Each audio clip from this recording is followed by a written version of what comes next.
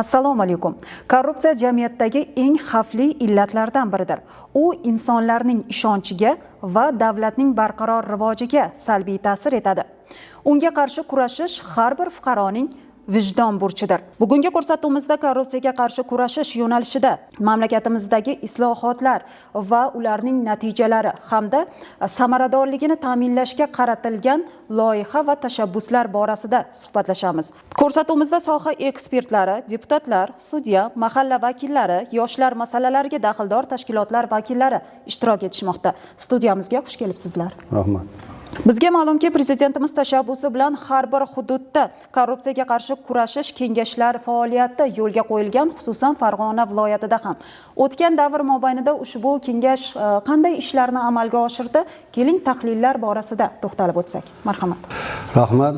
Haqiqatdan mana yuqorida ta'kidlab o'tganingizdek, joriy yilning 5-mart kuni korrupsiya qarshi kurashish milliy kengashining yig'ilishida shaxsan prezidentimiz o'zlari ishtirok etib, mamlakatimizdagi umuman olganda jamiyatdagi shu maishiy korrupsiyaning rivojlanganligi, korrupsion holatlarga barham berish kundan kunga qiyinlashayotganligi, u bilan kurashish borasida amalga oshirilayotgan ishlarga tanqidiy baho berib, o'zlarini ko'plab takliflarini, tashabbuslarini surdilar va shundan kelib chiqib mana o'sha mahalliy hududlardagi, deylik o'sha viloyatlarda korrupsiya qarshi kurashish hududiy kengashlari o'zi tashkil etgan edi.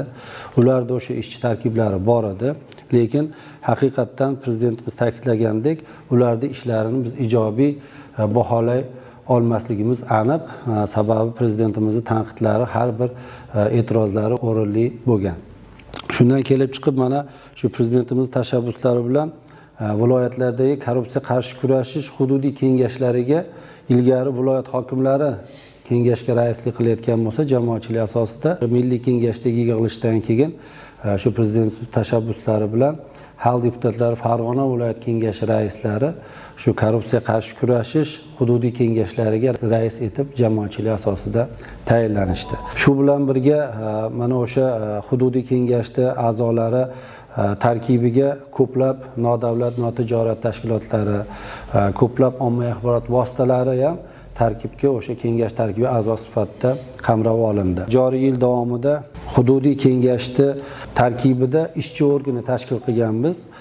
Biz bu ishchi organ tarkiblariga mana shu aynan milliy kengashdagi prezident tashabbuslari bilan har bir sohada ilgari deylik viloyatlarda ko'plab bir idora, vazirlik tizimlarida respublika darajasida ichki nazorat tizimlari, deylik komplens xizmatlari, komplens xodimlari respublika vazirlik darajasida boshqargan bo'lsa, hozirga kelib shu milliy kengashda o'sha 5-martdagi yig'ilishidan keyin har bir idora, vazirlikni hududdagi boshqarmalarda ham komplens xizmati xodimlari shtatlari tashkil qilindi. Biz aynan shu sohadagi komplens xizmatlari xodimlaridan tashkil topgan hududiy kengash ishchi organini tuzib olganmiz. Bu o'sha ishchi organga har bitta sohani o'sha komplens xizmatlari tarkibi shakllantirilgan. Har birimiz o'zimiz yo'nalishimiz bo'yicha amalga oshirgan ishlarni rejalashtirib, har oylik chora-tadbirlar o'sha yo'l xaritalarini belgilab olganmiz va bu bo'yicha o'sha belgilangan chora-tadbirlarning ijrosi bo'yicha ishlarni amalga oshirib kelmoqdamiz. Korrupsiya qarshi kurash bo'yicha viloyatimizda tahlillar shuni ko'rsatadiki, korrupsiya va mansabdorlik jinoyatlari soni o'tgan yilga nisbatan ortganligi va bu borada zarur choralar ko'rish lozimligini ko'rsatadi. Xususan, joriy yilning 9 oyida 735 nafar shaxs tomonidan 510 ta korrupsiyaga oid jinoyatlar sodir etilgan bo'lib, bu 24-yilning mos davriga nisbatan 120 taga ortganligini ko'rsatadi. Ushbu jinoyatlarning aksariyati davlat byudjeti mablag'larini talon-taroj qilish bilan bog'liq va ular umumiy korrupsiyaviy jinoyatlarning 56% ni tashkil etmoqda. Viloyatdagi korrupsiyaga oid jinoyatlar 13% poraxo'rlik bilan bog'liq. Sohalar kesimida eng korrupsiyaga oid jinoyatlar xo'jalik boshqaruv tashkilotlarida 251 ta, ijro hokimiyatida 108 ta, sog'liqni saqlash tizimida 31 taga to'g'ri kelyapti. Hududlar kesimida eng ko'p korrupsiyaviy jinoyatlar Farg'ona shahrida 87 ta, Qo'qon shahrida 54 ta, Marg'ilon shahrida 32 ta, Oltiariq tumanida 32 ta, Farg'ona tumanida 28 ta, O'zbekiston tumanida 26 ta, Toshloq tumanida 25 ta, Quva tumanida 24 ta, Beshariq tumanida 23 ta, Buvayda tumanida 22 ta, Bog'dod tumanida 20 ta, Qo'shtepa tumanida 19 ta, Dang'arada 18 ta, Furqat, Quvasoy shaharlarida 17 ta, Rishton tumanida 15 ta, Yozyovon tumanida 14 ta va So'x tumanlarida 13 ta sodir etilgan. O'rganish davomida qurilish, kadastr, energetika, sog'liqni saqlash, bandlik, bank xizmatlari sohalaridagi korrupsiya holatlari va unga imkon beruvchi omillar alohida o'rganilgan. Shuningdek, davlat xizmatlari ko'rsatish hamda raqamlashtirish bilan bog'liq masalalarga ham e'tibor qaratib kelmoqdamiz. Bugungi mavzu haqiqatda dolzarb mavzuda. Butun jahon millatlari, xalqlari, davlatlari bu korrupsiyaga qarshi kurashmoqda. Mana shu davlatlar qatorida O'zbekiston davlati ham yurtboshimiz boshchiliklarida korrupsiyaga qarshi qattiq kurashyapmiz. Bu korrupsiyaga qarshi kurash har bir O'zbekiston fuqarosini vijdoniy burchi. Yurtimiz hozir dunyodagi eng ilg'or davlatlardan biriga aylandi-ku. Yurtboshimiz aytadilar, butun faoliyatimiz xalq uchun, xalq manfaati uchun, xalqimizning farovon baxtli hayoti uchun deyaptilar. Xalqim, xalqim, xalqim deb yashayaptilar. Endi shunga labbay deb biz javob beryapmizmi? Yo'q. Men sizga tajriba sifatida aytaman. Men 80 yoshga yaqinlashyapti yoshim. 60 yil mehnat faoliyatim, 31 yil partiyada rahbarlik ishlarida ishladim. Men shunaqangi do'stlarim bilamanki, o'sha poraxo'rlik bilan farzanddan boqqandan keyin o'sha farzandlar kelajakda yaxshi insonlar bo'lmadi. Otalar, onalar farzandlaringiz olib kelayotgan o'sha boylikni, o'sha bexos paydo bo'lib qolgan mashinani, 2 qavatli uyda siz xursand bo'lib yashavermang. Xursand bo'lib o'sha mashinada yuravermang. So'rang o'g'lingizdan. Bu boylik qayerdan keldi? O'sha korrupsiyani amalga oshirish uchun sharoit bo'ladi, bilib oling. Korrupsiya orqali daromad qilayotganlar xalqning davlatini, xalqning davlatning boyligini talon-taroj qilayotganlar. Muntazam bir fuqarolarimizni kundalik hayotiga taalluqli bo'lgan sohaga to'xtalib o'tsam, bu ham bo'lsa sog'liqni saqlash sohasi. Bu sohada ham mana joriy yil 9 oy davomida 38 nafar shaxs tomonidan 32 ta korrupsiyaga oid jinoyatlar sodir etilgan bo'lib, bu 24-yilni mos davriga nisbatan 19 taga ortgan.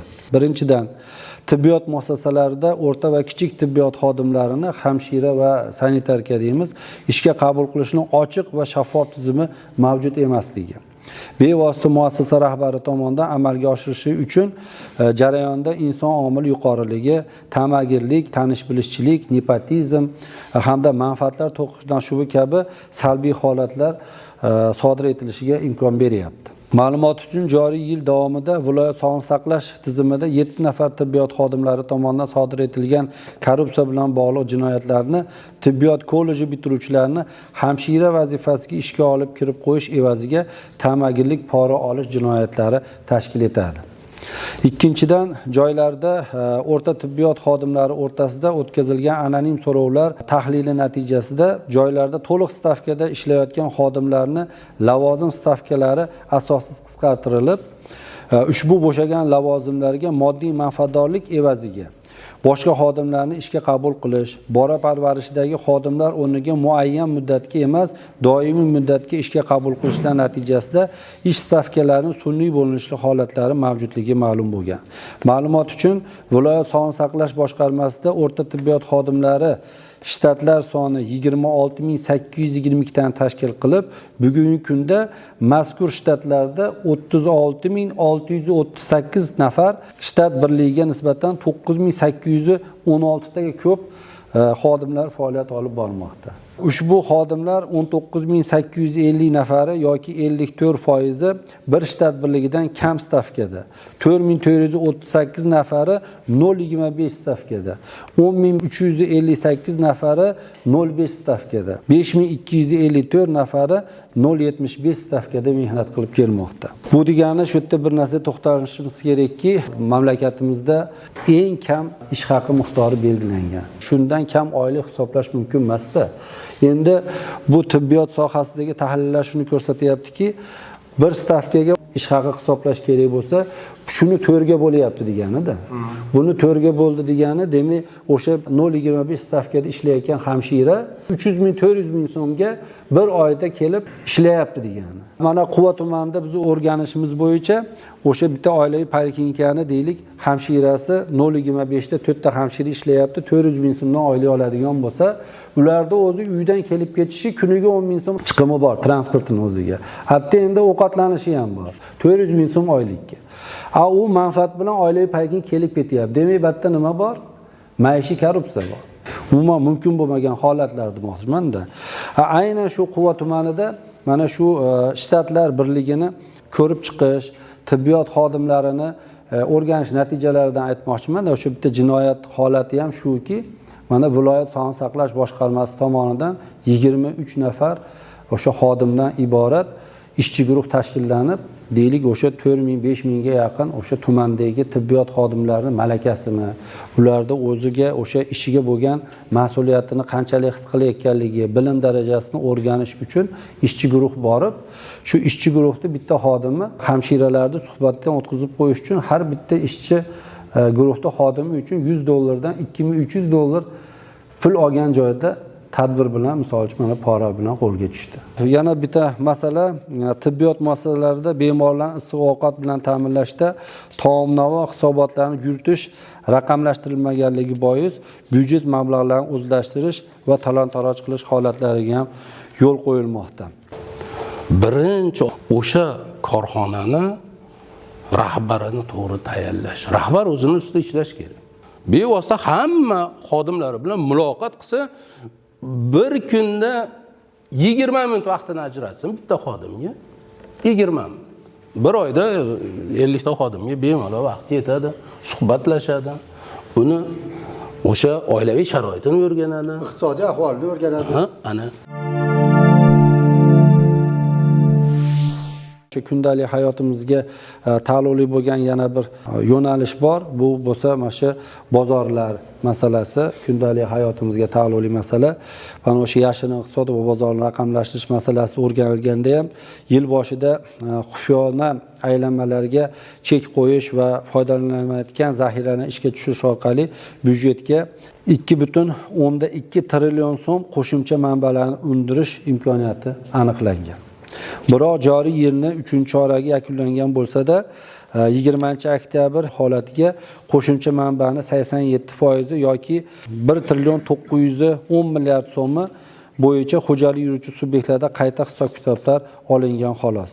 Tashvishlisi, o'tgan 9 oyda qo'shimcha manbani atigi 86% yoki 1 trillion 897 milliard so'mi undirilgan bir paytda Beshariq tumanida 61%, Oltiariq tumanida 62%, Bog'dod tumanida 67%, Rishtonda 68%, Qo'shtepada 69%, Quva va Farg'ona tumanlarida 71%, Buvaydada 75%, Furqat tumanida 78% ni tashkil qilib, viloyat ko'rsatkichidan ancha ortda qolgan bu tumanlar. Bundan tashqari, bozorlar faoliyatida mavjud korrupsiyaviy omillarni bartaraf etish va xufiyona iqtisodiyotdan oldini olish bo'yicha 21 ta bozorlarda, jumladan Qo'qonda 4 ta, Farg'ona tumanida 3 ta, Marg'ilon, Quva, Beshariq, Qo'shtepa tumanlarida 2 tadan, Farg'ona shahar, Yozyovon, Bog'dod, Uchko'prik, Oltiariq tumanlarda bittadan bozorlarda raqamlashtirish yakunlash ishlari 3 oydan buyon paysalga solib kelinmoqda. Farg'ona shahar, Quvasoy, Marg'ilon, Yozyovon, Bog'dod, Beshariqdagi bozorlarga tutash bo'lgan avtoturargohlarni raqamlashtirish choralari ko'rilmayapti. Bu mana oddiy mana Marg'ilon dehqon bozorida mana o'sha turargohlar, o'zimizning Farg'ona markaziy dehqon bozoridagi ham mana avtoturargohlarni raqamlashtirishni boshlaganimizda avtoturargohlardagi tushumlar sezilarli darajada tushumlar ko'payishiga erishilganda, buni ham bo'lsa hozir mana shu mas'ullari bilan doimiy nazoratda ushlab turibmiz, lekin mutasaddi shaxslar, shu ijro hokimiyati organlarining rahbarlari, shu byudjetga mas'ul bo'lgan mana hokimlar, moliya bo'limlari, soliq idoralari mas'uliyat bilan yondoshsa, o'ylaymanki, shu byudjetga tushumlar ko'payadi va o'sha noqonuniy o'zlashtirilayotgan pullarni, shu mablag'larni oldi olinadigan umiddamiz. Mana o'sha Sherzodbekni bergan hisobotidagi ozgina qisqa qilib ma'lumotlar berib o'taman. Men o'zim shu jarayonda qatnashganman. O'sha Quva tumanini xalq ta'limida. Bu kichkina ozgina bo'lsa ham, shu ham o'zi tayini tubini qarasangiz katta jinoyat. Borib o'rganish o'tkazdik. O'sha bolalarga berilayotgan ovqatlanish jarayonini o'sha obed paytiga moslab bordim. O'sha oshxonasiga kirganimda menda faylda rasmlari ham bor. Bu to'g'risida kengashda juda katta muhokama ham bo'ldi. Bu bolalarning haqqi-ku bu. Ertaga bu kelajak-ku. Bizni bu yerdan pul ajratib berilyapti, mablag' berilyapti. Haligi joyda sanitariya gigiyena nol. Bu oddiy bitta kichkina epizod. Davlat qarang, shakaridan tortib, unidan, yog'idan, go'shtidan hamma yo'qni qilib beryapti. Borsangiz, erta beriladigan spiskani men ko'rib turib, aytaman, yana sizlar nima kerak deyman. Xo'p, o'sha yerda ishlayotgan povran tayini ko'rsangiz 1 million 200 ming ishlayapti. Menimcha buni bilasizmi, har bitta odam o'zidan boshlash kerak. Baribir javob beraman-ku degan fikr bilan kimnidir aldab, kimnidir pulini olib, mana bu hozir Sherzodbek o'qigan 168 mashinasi juda ham ko'payib ketdi. Qayerdan bu ishlar? Bu tarbiyadan-ku. To'g'rimi? Shu misol uchun mana oddiy hozir yuqorida deputatimiz Bahrom aka aytib o'tganlaridek, misol uchun oddiy bitta bog'chani, tumandagi bitta qishloqdagi bog'chani kirib oziq-ovqatidagi davlat belgilangan me'yorda oziq-ovqat uchun bolalarda o'sha umuman kundalik o'sha qaysi taomni yeyishi ratsioni bo'yicha pulni mablag'da ajratib beryapti-da. Misol uchun byudjet tasdiqlanayotganda har bitta bog'cha tarbiyalanuvchini hisobi olinib, uni byudjet mablag'larini belgilangan me'yorlar asosida har bitta bola uchun pul ajraydi. Bir haftalik shu oziq-ovqat taomnomasi tasdiqlanib qo'yilgan respublika bo'yicha bir xil. Lekin bu soha ham, bu yo'nalish ham aynan shu oziq-ovqat masalasi hali hanuzgacha joyiga tushgani yo'q. Sababi shu achinarli holatlar biz juda jamoatchilik nazorati jarayonida ko'ramiz. Mana oddiy misol shu bog'chada mol yog'i ishlatish mumkin emas ekanda. Xolesterini ko'p. Bog'chaga borib shu nazorat tadbirlarida shu farshlarga oddiy mana o'sha kunni bilan o'rganishdagi baliqdan kotlet tayyorlamoqchi, unga qarang, o'sha jarayonda mol yog'ini qo'shib farsh qilib kotlet qilyapti. Arzonligi uchun-da shu mablag'ni o'zlashtiryapti. Lekin buni oqibatida shu 2 yoki 3 shaxs o'rtasidagi masalada bu. Ta'minotchi bilan o'sha bosh oshpazi-yu, misol uchun bog'cha mudirasi, yana kimdir shu tizimdagi mas'ul shaxslarda o'zaro 4 kishi, 5 kishini o'rtasidagi shaxsiy manfaatini o'rtasida shu tumandagi 2000-3000 bola ko'ziga ko'rinmayapti-da. Qarang, ko'rlik. Buni ko'rlik desak xato bo'lmaydi-da. Endi bizni bu yerda aybimiz nima? O'sha gapimni boshiga qaytmoqchimanki, bizni andishamiz o'sha tumandagi bitta qishloqdagi bitta bog'chada biz alg'inayotgan narsani o'sha bog'chaga farzandini berayotgan ota-ona talab qilmaydi-da. Bu narsani tushunmaydi. O'sha bog'chaga kirib turib, "Mani farzandim bugun nima ovqat yeyapti? Taomnomasida nima solyapsan? Shu mol yog'i solishim mumkin emas-ku" deb ko'rsam, mani bolamni haydab yuboradi deb o'ylaydi. Chunki u bog'chaga bolasini zo'rg'a joylagan. Zo'rg'a joylaydi-da. Elektron raqamlashtirish, misol davlat xizmatlari orqali misol uchun bolalarni navbatini shakllantirib, buni ham oldi olinyapti. Misol uchun bu bosqichga ham qadam bosdik. Ilgari misol uchun o'zini mahallasidagi bolani olib kelsa bog'chaga qabul qilmasdi. Hozir endi iloji yo'q, o'zini o'sha regionini, ma'muriy hududini har bitta bog'chaga belgilab, o'sha hududdagi propiskasi bo'yicha bolani navbati bilan olish shart. Yuqori o'sha maktabga o'tayotgan bolalarni maktabga chiqargandan keyin bo'shagan o'rinlarga bolalarni navbat bilan qabul qilib olish bor. Oilaviy misol uchun bog'chalar tashkil qilinyapti. Bolalarni shu ta'limga, boshlang'ich ta'limga jalb qilib olishga ancha imkoniyatlar yaratdik. Men yuqorida aytmoqchi holatki, bu jamoatchilik nazorati. Har bitta bog'chalarda, har bitta o'sha hududdagi, mahalladagi bog'chaga jamoatchilik kengashining raislari mahalla raislari hisoblanadi. Mahalla raisini hududiy bog'chaga, hududiy maktabga kirib, o'sha jarayonlarni jamoatchilik asosida yoniga 2-3 ta oqsoqollarni olib o'rganishga vakolati bor. Qonun buni bergan. Lekin shu sohadan ham, shu vakolatdan mahalla raislarimiz, mahallalarimiz oqsoqollari samarali foydalana olmayapti. Sababi yo buni bilmaydi, yoki u ham o'zini shu mahallasidagi yoshlarning hayotiga beparvo, befarqligi. Bizdagi bugungi kundagi eng yomon illatimiz birinchidan andishaligimiz, ikkinchidan hamma narsaga shu befarqligimiz.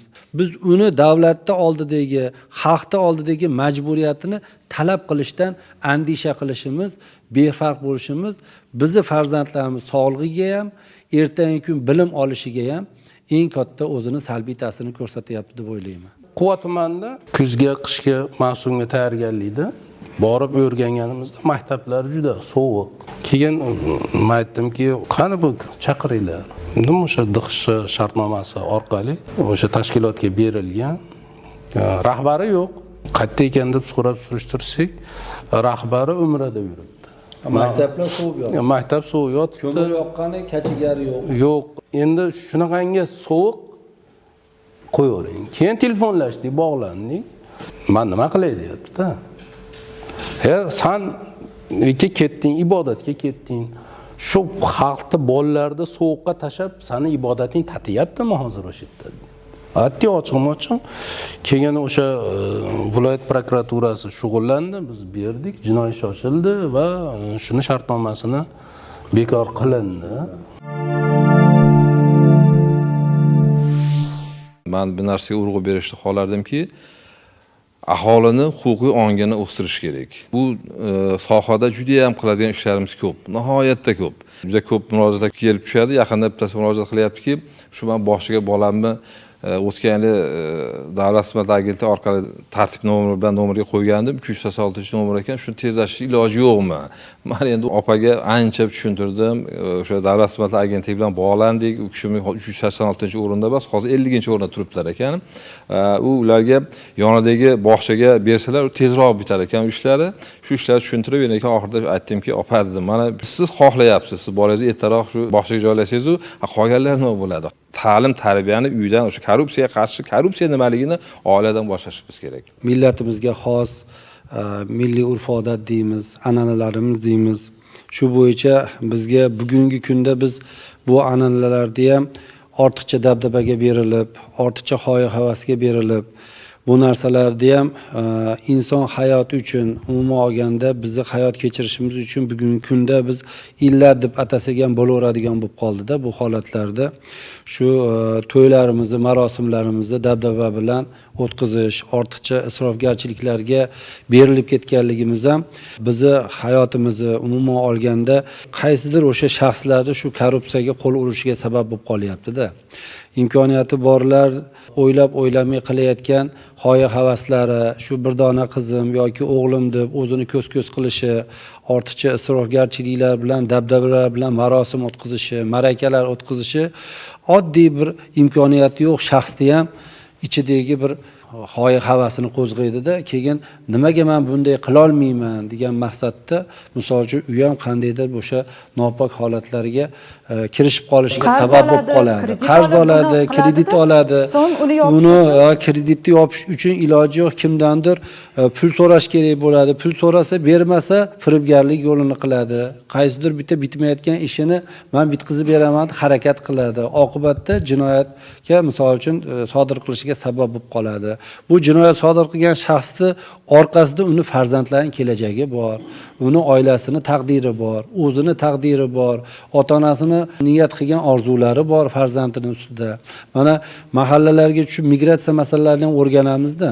Mahallalardagi o'sha chet elga, o'sha mahallalardan chiqib ketayotgan fuqarolarimiz ham o'sha bir masalalarni o'rgansak, ko'p oilalarimizdagi yoshlarimiz singlimni chiqarishim kerak, uylanishim kerak, mashina olishim kerak, uyim qurishim kerak degan masalada ko'proq shu to'y qilishimiz kerak degan masalada yoshlarimiz ko'proq shu migratsiyaga chiqib ketib qolayotgan omillardan ham bittasi shuda. Prezidentimiz ham mana 71-sonli qarorlari qabul qilingan. Unda ham mana biz deputatlarning oldiga vazifa qo'yganmiz.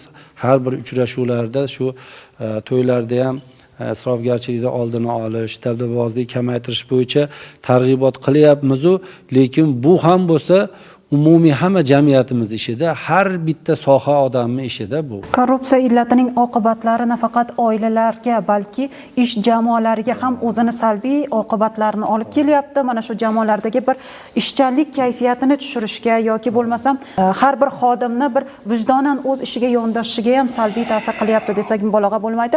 Ayni daqiqalarda mana shu joriy yil davomida viloyatimizda aniqlangan korrupsion holatlar bo'yicha tayyorlangan lavha bor. Uni birgalikda tomosha qilamiz.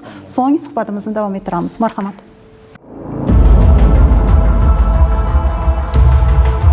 Pora olish, ya'ni davlat organi, davlat ishtirokidagi tashkilot yoki fuqarolarning o'zini o'zi boshqarish organi mansabdor shaxsining o'z xizmat mavqeyidan foydalangan holda sodir etishi lozim yoki mumkin bo'lgan muayyan harakatni pora berayotgan shaxsning manfaatlarini ko'zlab bajarishi yoki bajarmasligi evaziga shaxsan o'zi yoki vositachi orqali qonunga xilof ekanligini bila turib moddiy qimmatliklar olishi yoxud mulkiy manfaatdor bo'lishi. O'zbekiston Respublikasi Jinoyat kodeksining 210-moddasida pora olish ana shunday izohlangan. Mazkur moddaning 2-qismi V bandiga ko'ra, ya'ni ta'magirlik yo'li bilan pora olganlar 5 yildan 10 yilgacha ozodlikdan mahrum qilish bilan jazolanadi. Qancha so'rashdi? 800. Nima uchun so'rashdi? Nima ishtirib beradi? Xarajatlar uchun. Xarajatlar uchun. Ijro varaqasi bormi qanaqa? Sumkada. Nima ijro varaqasi mazmuni? Mazmuni shu, ma'lum o'zimga tegishli bo'lgan uydan yashayotgan odamlar chiqarish kerak. Shu chiqarib berish uchun sizdan pul so'rashman. Davlat xavfsizlik xizmatining Farg'ona viloyati bo'yicha boshqarmasi hamda iqtisodiy jinoyatlarga qarshi kurashish departamenti xodimlari hamkorligida o'tkazilgan tezkor tadbirda yuqorida ta'kidlangan Jinoyat kodeksining 210-moddasi 2-qismi V bandida ko'rsatilgan jinoiy harakat fosh etildi. Ko'rasizlar xolislar. So'gan joylar.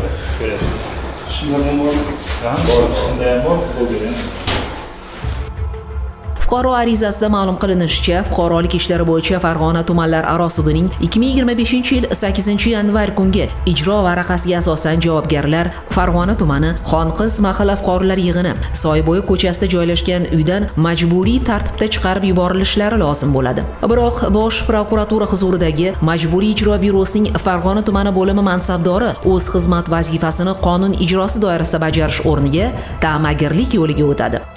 Mana xolislar ko'rasizlar. 10 cho'ntagidan oldi 10 cho'ntagidan olingan 40 oldik mana. Konvertimiz bo'sh, xolisa ko'ryapti. Solamiz qilibdi. Majburiy ijro byurosining mansabdor xodimiga fuqaro o'zining iqtisodiy sharoiti, moddiy ahvoli talab qilinayotgan ta'mani bajarish imkoniyati yo'qligiga aytishiga qaramay, u ta'masidan qaytmaydi.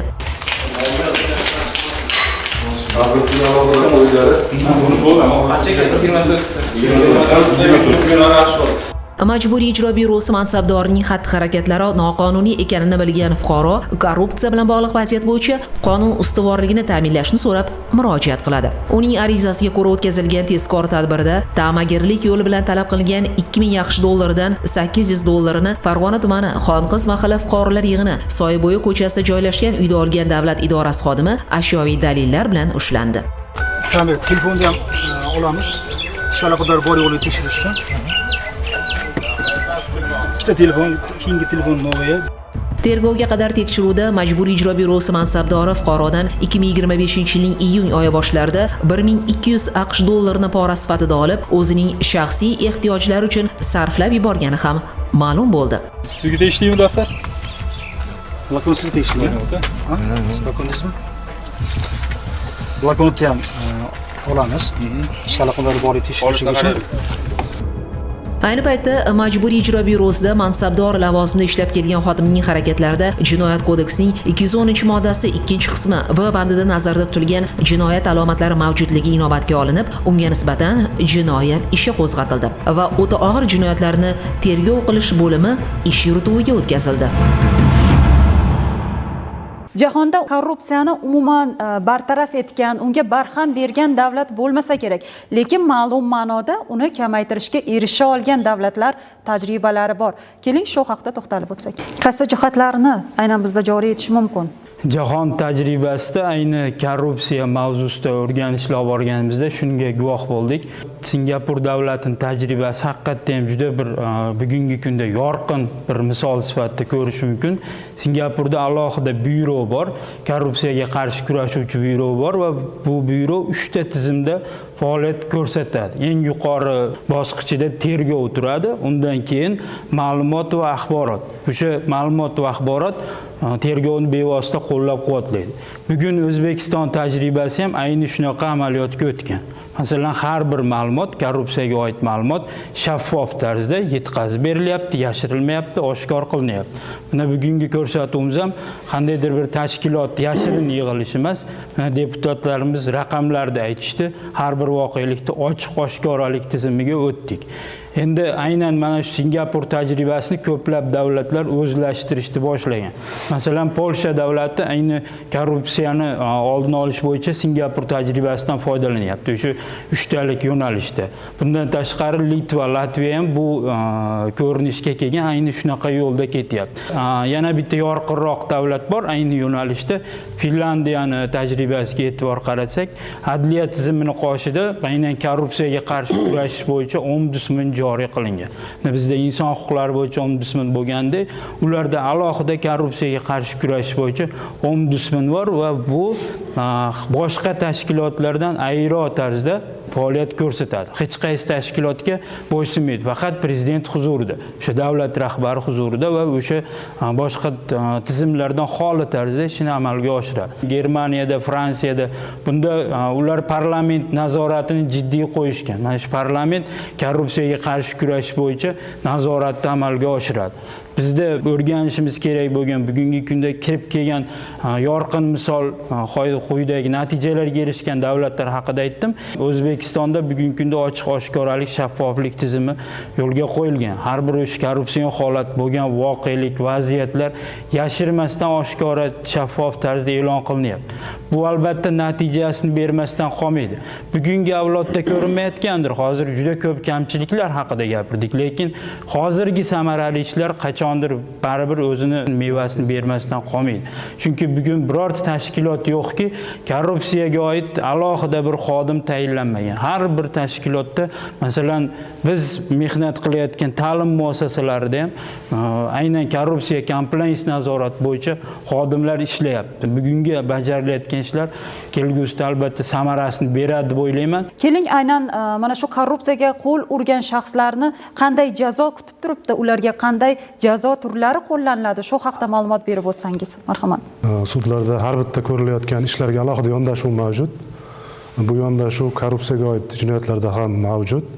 Ya'ni har bir korrupsiyaga oid jinoyatlar sudlarda ko'rilishida hozirgi suhbatdoshim aytgandek ochiqlik asosida o'sha jamoatchilik vakillarini jalb qilgan holda iloji boricha o'sha qaysi sohada shu korrupsiyaviy jinoyat sodir bo'lsa, o'sha soha vakillari ishtirokida sayyor sud majlislarida ko'rilishiga e'tibor qaratilmoqda.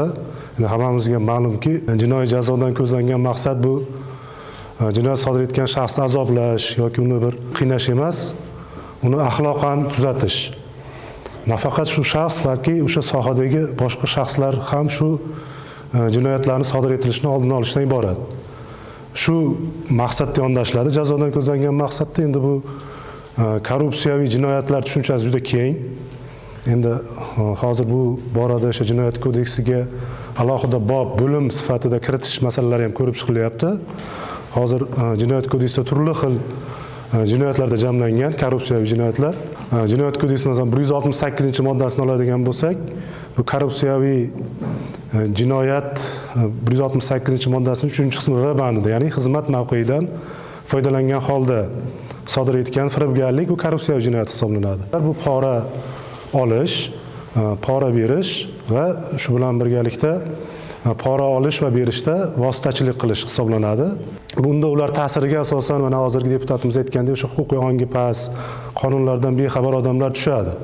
Agar huquqiy ongi yuqori bo'lib, qonunlarimizdan xabardor bo'lsa, o'sha huquqlarini qanday amalga oshirishda, ro'yobga chiqarishda yoki qonuniy manfaatlarni qanday amalga oshirishda bilgan shaxslar bu korrupsiyaga ko'p ham qo'l uravermaydi. Bu holatlarga asosan o'sha qonunchiligimizdan bexabar, sodda insonlar tushadi. Shunga qarab alohida yondashuv asosida bajaruvchiga, tashkilotchisiga og'irroq jazolar qo'llaniladi, o'sha vositachiga ham boshqa jazolar qo'llaniladi, lekin qonunchiligimizda pora olish olganga ham, berganga ham, shuningdek pora olish berishda vositachilik qilgan shaxslarga ham bir xil jazo nazarda tutilgan. Endi asosiy bu yerda eng ta'sirli jazomiz bu qo'shimcha jazo sifatida muayyan sohada yoki muayyan mansabda ishlash huquqidan mahrum qilish jazosi. Albatta bu xalqaro o'sha mana aytib o'tildi, bizda korrupsiyaga qarshi kurashish xalqaro indeksida ham alohida inobatga olinadi. Ya'ni o'sha korrupsiya sodir etgan shaxs o'sha sohada ishlamasligi kerak. Ya'ni uni o'sha sohadan muayyan muddatga chetlatish shart. Shu chetlatgandagina keyin qolgan o'sha sohadagi shaxslarga bu jazoni ta'siri bo'ladi. Lekin jinoiy jazolarni biz tayinlayapmiz. Ayrim holatlarda shu mansabdorlik lavozimidan chetlatilgan shaxslar o'sha sohada mansabdorlik bo'lmagan boshqa sohalarga o'tkazish orqali o'sha sohada faoliyat ko'rsatishi bu achinarli holat. Keyinchalik o'sha xodimlar, o'sha shaxslar tomonidan yana takroran boshqa mansabdorlarni shunday korrupsiyaga undash holatlari ham uchrab turibdi. Keyinchalik biz umuman buni yoki bu lavozim emas, aynan o'sha sohadan ishlash huquqidan mahrum qilish jazolarini ham qo'llashga o'tganmiz. Endi bu jinoyatni ko'rib chiqqanimizdan keyin har bitta jinoyat ishi sudlarda ko'rib chiqilgandan keyin albatta sabab omillari o'rganiladi va ushbu sabab omillarini bartaraf qilish bo'yicha xususiy ajrim chiqarish yo'li bilan biz munosabatimizni bildiramiz. Endi shu sabab omillar o'rganilganda hozirgi deputatlarimiz aytib o'tgan u yoki bu omillar haqiqatda namoyon bo'lyapti. Shu qaysidir sohada o'sha iqtisodiy omillar, qaysidir sohada tarbiya masalalari, mana shu masalalarni bartaraf etish bo'yicha xususiy ajrim chiqarish yo'li bilan munosabat bildiryapmiz. Ayrim holatda shu xususiy ajrimlarimizga vijdonan yondashilib o'z vaqtida javoblar berilyapti. Ayrim holatlarda nomigagina javob berish holatlari ham mavjud. Mana shu korrupsiya holatiga domiga tushib qolayotgan fuqarolar biladi, jazo muqarrar va jazodan qochib qutulish mumkin emas. Aytishimiz mumkinki, korrupsiyaning ildizi ko'pincha ma'naviy zaiflikka ham borib taqaladi. Shu ishga qo'l uradi va buning oqibatida mana shu holatlar kelib chiqyapti. Korrupsiya holatlari yuqoriligicha qolmoqda. Keling, buni aynan psixologik yechimlari, qanday insonlar ushbu korrupsiya holatlariga moyilroq bo'ladi, shu haqida to'xtalib o'tsak. Korrupsiya hodisasi bu ko'proq xulqqa oid hodisa bo'lganligi uchun uni omillarini tahlil qilganda ham individual psixologik jihatidan ham ijtimoiy psixologik jihati ko'riladi.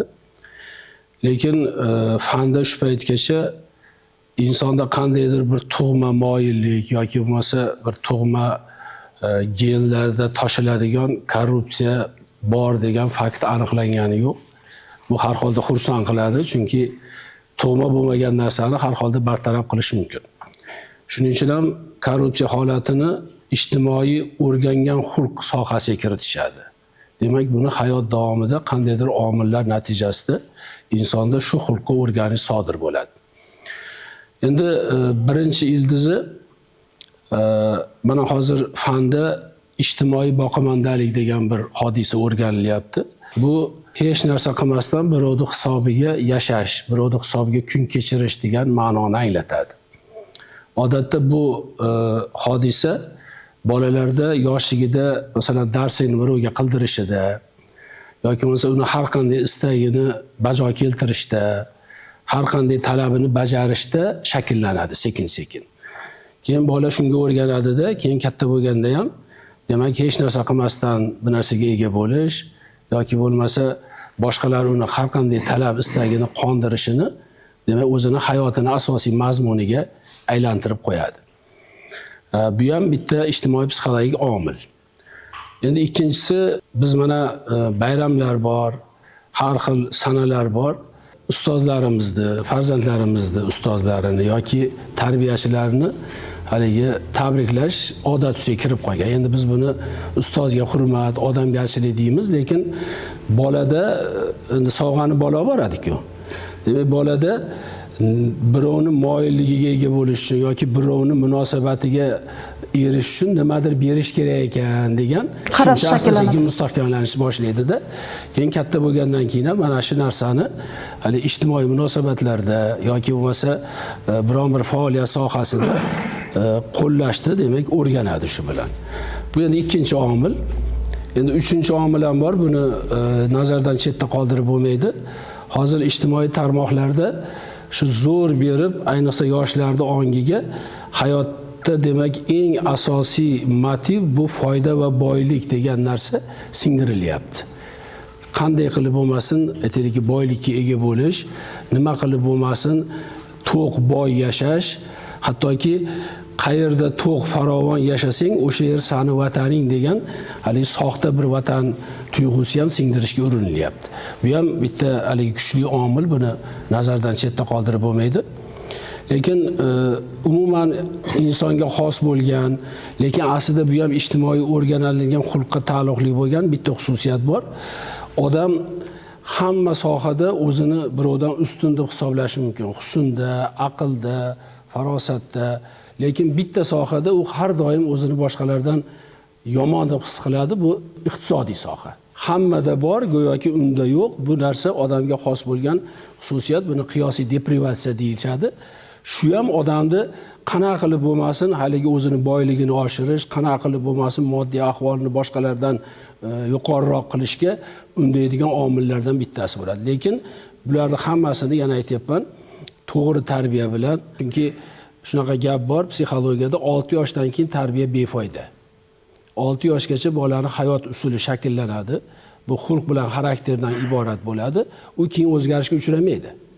Ana shu 6 yoshgacha singdirilgan to'g'ri hayot ustanovkasi keyin unda bir umrga saqlanib qoladi. Shuning uchun ham o'sha aynan shu davrda ota-onalar agar bolalarga shu halollikni, birovni haqidan qo'rqishni yoki bo'lmasa halol yashash odamning asosiy maqsadi ekanligi to'g'ri singdirilsa, o'ylayman, endi bu ertaga hal bo'ladigan narsa emas, chunki yillar davomida haligi singib qolgan illatni 3-4 kunda yo'qotib yuboraman deyish bu albatta iloji yo'q narsa, lekin asta-sekinlik bilan shu odamlarda shu halollikni va korrupsiyaga qarshi shu haligi murosasiz munosabatni shakllantirishga erishish mumkin. Yuqorida aynan tarbiya masalasi borasida to'xtalib o'tdingiz. Bugun maktablarimizda aynan korrupsiyaga qarshi kurashish sinf xonalari tashkil etilyapti va maxsus darslar ham o'tilyapti adashmasam. Keling, mana shu haqida ma'lumot berib o'tsangiz. Shu korrupsiya illati to'g'risida juda bir ayanchli holatlar ta'kidlab o'tishdi. Men hozir Gulnor opa siz bergan savolga javob berishdan oldin shu ko'tarilgan bitta ikkita masalalarga to'xtalib o'tmoqchiman. Haqiqatda ta'lim tizimi endi juda ham bir katta soha. Aksariyat sohalar ta'lim tizimida shu inson omiliga bog'langan edi. Maktabda 1-sinfga o'quvchilarni qabul qilish, bog'chaga bolalarni qabul qilish, bular barchasi to'g'ridan to'g'ri amalga oshirilardi. Mana keyingi 3 yil davomida bu sohalar raqamlashtirildi. Davlat xizmatlari orqali amalga oshirilishi joriy qilindi. Bu ham bo'lsa korrupsiyani qisman kamayishiga bir sabab bo'ldi. Bu o'quv yilidan boshlab esa 1-sinfga bolalarni qabul qilish, o'quvchilarni maktabdan maktabga ko'chirish jarayoni ham raqamlashtirilib, onlayn tartibda amalga oshirilishi mana eksperiment tariqasida 5 ta hududimizda joriy qilindi. Bu ham o'zini yechimini asta-astalik bilan topib boryapti. Bu ham o'sha korrupsiyani barham topishiga shu raqamlashtirish orqali yechim bo'ladi. Bundan tashqari shu maktabgacha ta'lim tashkilotida, ya'ni bog'chalarda shu asosan ota-onalarda ham turli haqli, o'rinli e'tirozlar bo'lardi, ovqatlantirish masalasi. Mana 2025-yil avgust oyidan boshlab bizi viloyatimiz misolida aytadigan bo'lsak, 5 ta hududda catering usulida ovqatlantirish joriy qilindi. Bu catering sodda tilda tushuntiradigan bo'lsak, bog'cha bolalariga tayyor ovqat mahsuloti olib kelinadi. Bitta bog'chani yo ta'lim tizimini hech qanday bir aloqasi, bog'liq joyi yo'q. Bu bir alohida tadbirkorlik tizimi orqali bo'ladi. Qolgan hududlarimizda outsourcing tizimi joriy qilindi. Bu outsourcing tizimi mahsulotni ham, mahsulotni tayyorlaydigan xodim ham barchasi o'sha tadbirkorga bog'liq bo'ladi. Bu outsourcing tizimi butun respublika bo'yicha joriy qilindi. Endi mana vaqtlar o'tib, bu ham o'zini bir ijobiy samarasini beradi. O'quvchilar bilan bog'liq jarayonga to'xtaladigan bo'lsak, mana hozir ustozimiz aytib o'tishdi. 6 yoshgacha asosiy shakllanish jarayoniga to'xtalishdi. Endi haqiqatda mana bu yildan boshlab juda ham bu ta'lim tizimida shu korrupsiyani oldini olishga jiddiy e'tibor qaratildi. Mana Sherzod aka aytishgandek, shu 5-marta o'tkazilgan Milliy kengashning yig'ilishida muhtaram prezidentimiz aynan shu ta'lim tizimiga ham e'tibor qaratishgandi. Mana bunda jiddiy shug'ullanish, aniq vazifalar belgilab olindi, yo'l xaritasi tasdiqlandi. Bu yo'l xaritasida bitta bandida shu Farg'ona viloyatida, aynan Farg'ona shahridagi 41-sonli umumiy o'rta ta'lim maktabida GRES xalqaro dasturini joriy qilish ko'zda tutilgan edi. Haqiqatda avgust oyida bu dastur tegishli bandi bo'yicha 41-maktabda shu GRES dasturi asosida alohida xona tashkil qilindi, o'quv metodik ta'minoti shakllantirildi. Shu maktabda alohida pedagoglar malaka oshirish kurslarini o'tishdi. Bu GRES dasturi shu o'quvchilarni, bog'cha tarbiyalanuvchilarini korrupsiyaga murosasiz munosabatda bo'lishni aynan o'sha yoshda, maktab, bog'cha yoshidan shakllantirish ko'zda tutiladi. Bu xalqaro tajribalarda o'zini ijobiy samarasini bergan. Shunlardan kelib chiqib, bu dastur bizning davlatimizda ham joriy qilindi. Bugungi kunda viloyatda 100 dan ortiq maktablarda aynan shu dasturni joriy qilish bo'yicha alohida xonalar, o'quv xonalari tashkil etildi.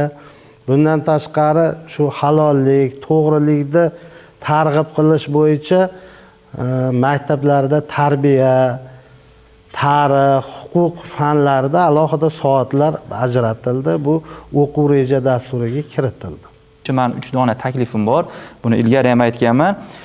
Har bitta tuman maktabgacha va maktab ta'limlarida compliance nazorat bo'limlarini shtatini ochish lozim hisoblanadi. Viloyat maktabgacha va maktab ta'lim boshqarmasida adashmasam 2 yoki 3 ta xodim bo'lsa, viloyatda 1000 ga yaqin maktab bor. Bu 1000 ga yaqin maktabda bu 2-3 ta xodim o'zi nazorat qila olmaydi. Xo'p, fikr bildirishlaringiz mumkin. Yo'q, tumanlarda bor. Compliance nazorat xodimlari bor. U qanaqa xodim?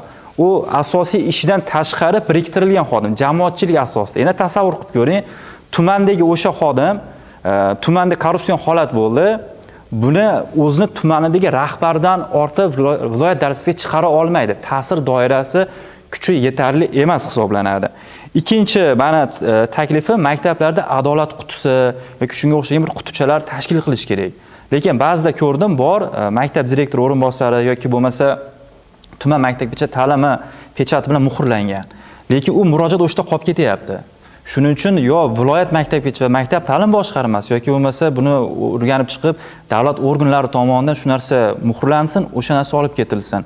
Va yaqinda yangi tajriba bo'ldi. Farg'ona viloyatida umuman respublikamiz barcha hududlarida tibbiyot muassasalariga kirsangiz, korrupsiya taraqqiyot kuchandasi yoki korrupsion holatlarga duch kelsangiz, mana bu raqamlarga qo'ng'iroq qiling degan afishalar chiqdi.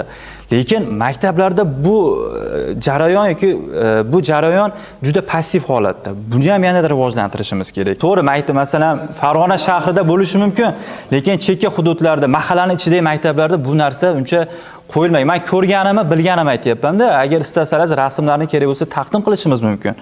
Va yana bitta oxirgi masala maktablardagi ortiqcha shtatlarni qayta ko'rib chiqish lozim. Ya'ni yangi compliance tizim uchun mablag' kerak bo'ladi tumanlarda, to'g'rimi? Maktablarda keraksiz shtatlar yoki bo'lmasa funksional vazifasi yetarli bo'lmagan shtatlarni qisqartirish evaziga tumanlarda bittadan xodim bo'lmasa compliance nazorat xodimi uchun shtatlarda optimallashtirishni men taklif qilaman. Halol inson tinch va barqaror jamiyat poydevoridir deyishadi. Aynan diniy qadriyatlarimizda ham korrupsiya holatlari qoralanadi, ya'ni bu birovning haqqiga xiyonat hisoblanadi. Shunday emasmi? Qur'oni Karim oyatlarida Rasulimiz sollallohu alayhi vasallamning hadislarida ham aynan halollikka targ'ib bor. Halollikni aksi bo'lgan harom ishlardan musulmonlarni dinimiz qaytargan. Alloh subhanahu va taolo oyat karimada marhamat qilib aytadiki: "A'udhu billahi minash shaytonir rojim. Ya ayyuhallazina amanu la ta'kulu amwalakum baynakum bil batil." Ey iymon keltirgan bandalar, mollaringizni o'rtalaringizda nohaq yo'llar bilan yemang degan. Nohaq yo'llar deganda mufassirlarimiz aytadiki, nohaq yo'l bu o'g'irlik bilan bo'lsin, tajovuz bilan bo'lsin, aldov yo'li bilan bo'lsin, yoki bugun aynan biz ko'rib chiqayotgan masala pora berish, ya'ni korrupsion holat bo'lsin, bu nohaq yo'l bilan yeyishga kiradi. Bundan Alloh qaytargan. Rasulimiz sollallohu alayhi vasallam aynan pora borasida gapirar ekanlar. Pora berganga ham, olganga ham, o'rtada vositachilik qilgan kishiga ham Allohning la'nati bo'lsin degan. Korrupsiya haqida, pora haqida gapirsak, buni la'natlangan ish deymiz. Buni xalqimiz yaxshi tushunib qoldi, alhamdulillah. Lekin la'natning ma'nosini tushunmayapti-da. La'nat yomon narsa. Rasulimiz sollallohu alayhi vasallamning davrlarida qarang, bir kishi tuyasi juda ham bir qo'lga o'rganmasdan odamlarga ozori ko'payib ketganda, senga Allohning la'nati bo'lsin degan ekan tuyasiga. Shunda Rasulimiz alayhisalom bu tuyadan foydalanma, qo'yib yubor degan ekan. Chunki bunga Allohning la'nati bo'lib qoldi. Bundan endi foydalanib bo'lmaydi degan ekan. O'sha tuyani odam qo'yib yubordi. Sahroda u tuya shunaqangi bir yovvoyi hayvonga aylanib ketdiki, tuya odamlarga ozor berganligi. Hatto ba'zi bir insonlar o'sha tuyadan talofat ko'rganligi rivoyati keladi. Bu Allohning la'nati bo'lishligi, Allohning rahmatidan mahrum bo'lib qolishligini bildiradi. Shuning uchun biz xalqimizga aytamizki, halollikda halovat bor. Halollikda baraka bor. Mayli u mol dunyoyimiz ko'p bo'lmasin. Qanaqadir orzular, qanaqadir bir baland joylarni havas qilish, qanoatni yetishmasligi natijasida ko'p mol dunyo istarmiz, lekin bunda baraka bo'lmasa, buni foydasi bo'lmaydi. Aksincha, oz bo'lsa-da, lekin halol bo'lsa, to'g'rilik bilan qo'lga kiritilgan boylik bo'lsa, bunda baraka bo'ladi. Bevosita halollikka bog'liq. Hatto ibodatlarimizni qabul bo'lishi ham poklikka, bevosita halollikka bog'liq. Rasulimiz sollallohu alayhi vasallam hadisda aytadilarki, bir kishi uzoq safar qiladi. Safarida shunaqangi bir mashaqqat chekadi. Soch soqoli to'zib ketadi, kiyimlari eskirib ketadi, mashaqqat chekib hajga, umraga boradi. Ka'baga yopishib, Ka'batullohning kisvasini ushab, ya Rob, ya Rob, ya Rob deb duo qiladi. Rasulimiz alayhisalom uni duosi qandaynam ijobat bo'lsin. Yegani harom, ichgani harom, kiygani harom, qandaynam duosi ijobat bo'lsin degan. Qarang, mashaqqat chekib, hozirgi kundaqa samolyotda osongina hajga, umraga bormagan, safar qilgan, safarida mashaqqat chekkan, taomidan, kiyimidan mosuvo bo'lgan, shuncha qiyinchilik Alloh uchun boryapti. Ka'baga boryapti, Allohning baytida turibdi. Baytullohni yuzma-yuz turibdi, kisvani ushab turibdi, lekin duosi ijobat emas deyaptilar. Yegani, ichgani, kiygani harom bo'lsin. Shuning uchun xalqimizga aytardikki, halol bo'lish kerak. Hatto Rasulimiz sollallohu alayhi vasallamning huzuriga kelib, "Yo Rasululloh, meni haqqimga duo qiling." Duosi ijobat bo'ladigan zotlardan bo'ladiganlarda taomingni halol qilgin degan. Hayotimiz halovatli bo'lishligini istasak, oxiratimiz saodatli bo'lishligini istasak, halol bo'lishimiz lozim bo'ladi. Bu korrupsiya holatlari, bu kabi illatlar aytib o'tilganidek taraqqiyotimizni demak kushandasi hisoblanadi. Bu narsaga musulmon odam beparvo qarab turmasligi. Bunga qarshi barchamiz birgalikda kurashishimiz kerak. Bu narsani o'sha ustozlarimiz aytib o'tganidek, yoshlikdan har bir oila, har bir ota-ona farzandiga bu nopoklikni, halollikdan uzoq bo'lishlikni, zararli oqibatlarini yoshliklardan tushuntirishlari maqsadga muvofiq. Jamoatchilik vakillari, yoshlar faollari ham bugungi ko'rsatuvimizda ishtirok etishyapti. Marhamat, ularda qanday takliflar bor? Ushbu illatga qarshi kurashishda yanada bir samaraliroq tizimni yaratish uchun qanday takliflarni bergan bo'lardingiz? Shu suhbat davomida ustozlardan, hurmatli deputatlarimizdan va bu sudiyamizdan ko'p narsani bildim, o'rgandim. Biz ham shu yoshlar korrupsiyaga qarshi kurashishda befarq emasmiz. Bizda hozirgi kunda shu viloyat boshqarma boshlig'ining buyrug'iga asosan aynan shu mas'ul shaxs biriktirilgan va bu bo'yicha chora-tadbir ishlab chiqarilgan. Chora-tadbir davomida bir narsaga e'tibor qaratsak, shu viloyatdagi yoshlar soni umumiy fuqarolar sonining 60% dan yuqorisini egallaydi-da. Endi biz yoshlar bu korrupsiya qilmayapti deb e'tibor qaratmasdan qoldirmayapmiz. E'tibor qaratib 19 ta tuman shaharda, har bir tuman shahardan 10 tadan 190 ta korrupsiyaga qarshi kurashish klublar tashkil qilinganda. Endi bu yerda asosan mahallada yuriladi. Mahallada maktab yoki shu tashkilot borki, o'sha yerda biz kerakli targ'ibot, tashviqot ishlarini qilyapmiz. Bundan tashqari oliy ta'lim muassasalarida ham 244 taga yaqin o'sha korrupsiyaga qarshi kurashish klublari bor. Hatto mana ma'naviyat soatlarida, boshqa soatlarda o'sha bo'sh vaqt qolganda talabalar kirib korrupsiyaga qarshi kurashish bo'yicha targ'ibot tashviqot ishlarini olib boradi. Endi bularga viloyat adliya boshqarmasi, viloyat prokuraturasi hamkorligida mas'ul shaxslar tomonidan doimiy seminarlar, yo'nalish bo'yicha tushunchalar berib borishadi.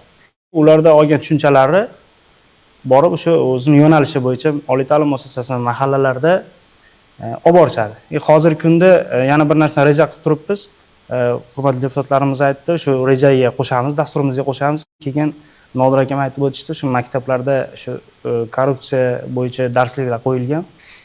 Hozir shu rejamiz amalga oshsa, oxirigacha yetib borsa, xalq ta'limi boshqarmasi, viloyat prokuraturasi, shu deputatlarimiz, adliya boshqarmasi bilan kelishgan holda shu ta'til vaqtida 7 kunlik korrupsiyaga qarshi kurashish shu darsliklari qo'ysakda, hatto biz hozir qonunda ko'rsatilgan darajada emas, interaktiv o'yinlar yoki bolalarga qiziqishi ortib boradigan narsalar orqali shu korrupsiyaga qarshi kurashishni tushuntirishimiz kerak. Shu narsani reja qilib oldik. Albatta bugungi mavzu dolzarbligi mana ko'rinib turibdi. Sababi deputatlarimiz bo'lgan voqealarda sodir etilgan jinoyatlarda mana shu korrupsion holatlarda hozir birma-bir tushuntirish berdi bizga. Qolaversa mana domlalar hozir maktabdagi holatlar boshqalari bo'yicha gapirib o'tishdi. Shehzod aka mana mahallalarda jamoatchilik nazorat komissiyalari shu yetarlicha ishlamayotganini ta'kidlab o'tdi. Haqiqatdan ham bu prezidentimizni 2023-yildagi 209-sonli farmoni hamda 402-sonli qarorida vazifalarni 7 yilda belgilab qo'ygan o'sha nuroniylar bor, tajribali odamlar bor. Shu mahalla raislarida shularni komissiyaga shunaqa odamlar topib qo'yish kerakki, ular o'sha yerdagi kirdikorlarni hammasini hayotda tajribada ko'rib o'tgan, shulardan komissiyaga a'zo qilib saylash kerak. Shular bilan olib boriladi ishlar. Haqiqatan o'shalar bilan olib borilganda o'sha holatlar aniqlanishi mumkin. Endi mahallalarda har bitta davlat tashkilotlari yig'in oldida hisobdorni ko'rsatib qo'yilgan. Shuni ham biz joyiga qo'yilganimiz yo'q. Buni ochiq aytish kerak bugungi kunda. Hozir mana shularda o'sha hisobotlarni eshitish, hamma tashkilotlarda mahallada qilingan ishlari bo'yicha hisobotlarni eshitib, ularga baho berish masalasida yuqoridan uyushmadan topshiriqlar berilyapti, mahallalarga ko'rsatmalarni berilyapti. O'tgan oydan boshlandi, har oyda oxirgi shanba kunlari hisobotlari eshitiladi, bosqichma-bosqich bu narsalar yo'lga qo'yilyapti. Bu o'zidan o'zi to'g'ridan to'g'ri mana shu korrupsiyani oldini olishga sabab bo'ladi deb o'ylayman. Endi bizda qilingan ishlarda shu mana hozir aytib o'tilyapti, ko'p sohalarda kamchiliklarni, ko'proq panikalar bilan ishlaymiz, boshqa joylar bilan ishlaymiz, больницаlarga kiramiz. Men bitta narsani shu aytib o'tishni joiz deb topdim. Endi mumkinmi, mumkin emasmi? Yonimizda больница bor, больницada ishlayotgan vrach xususiy klinika ham ochib olganda, obedgacha odamlarni больницada qabul qilsa, obeddan keyin o'sha odamlarni ikkinchi ko'rigiga pulli qilib klinikaga jo'natilyapti. Bu ham menimcha qaysidir bir o'sha korrupsion ko'rinish bo'lsa kerakda.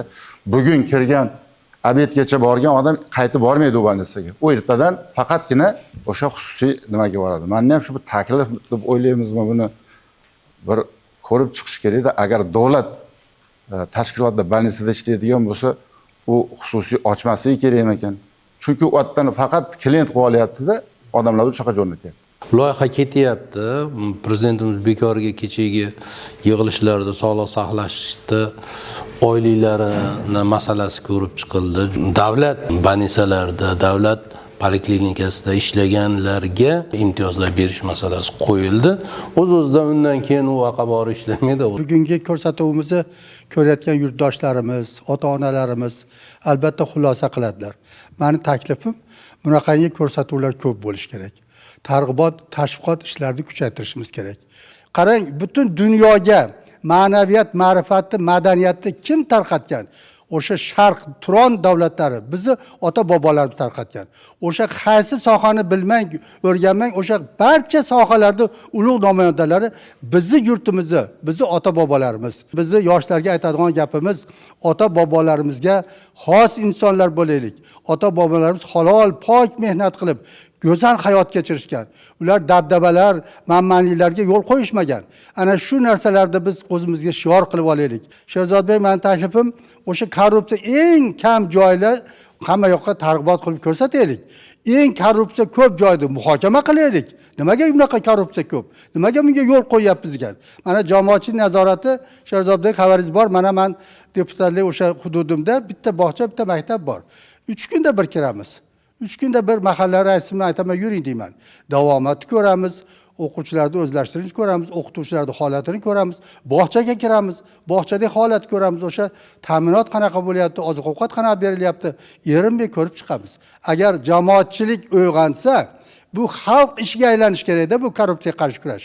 Xalq ishiga aylansa, juda katta natijalarga erishamiz. Bugungi ko'rsatuvdan, bugungi fikrlardan anglash mumkinki, korrupsiyaga qarshi kurashish bu faqatgina davlat siyosati emas, bu halollik, vijdon va adolat uchun umumiy harakatdir.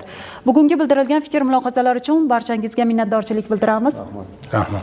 Qadrli teletomoshabinlar, siz Farg'ona telekanalini tomosha qilyapsiz. Dolzarb mavzular muhokamasini bizda kuzatishda davom eting. Xayr, salomat bo'linglar.